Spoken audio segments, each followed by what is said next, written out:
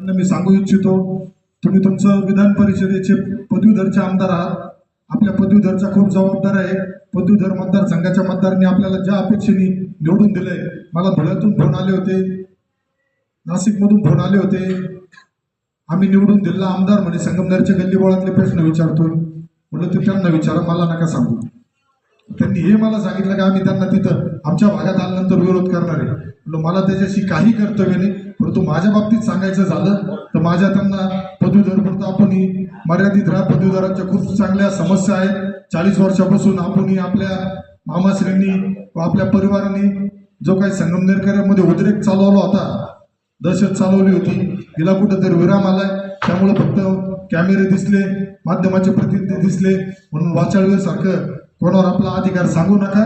मी या मायबाप जनतेचा आहे, मी दुसरा कोणाचाही नाही. अशा लोकांचा तर 100% नाही. यांच्या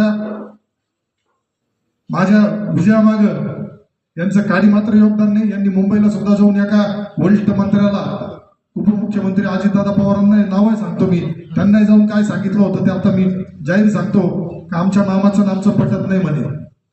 निवडणुकीला आमच्या वडिलांचे फोटो सुद्धा वापरले नाही हे अजित पवारांना त्यांनी सांगितलं होतं. अजितदादा मला म्हणलं दादा या पाहिजे संगमनेरमध्ये इतके दिवस जनताला या लोकांनी विटीस धरलं होतं आणि मूर्खपणात काढलं होतं, पण तेव्हा जनतेनेच ठरलं होतं की यांना दाखवायचं नाही, परंतु मतदान रूपी काय दाखवायचं ते दाखवू.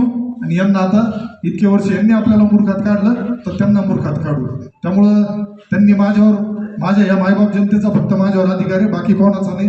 राहिला दुसरा विषय तुमचा विकासाच्या कामासंदर्भात, तो महायुती सरकारचा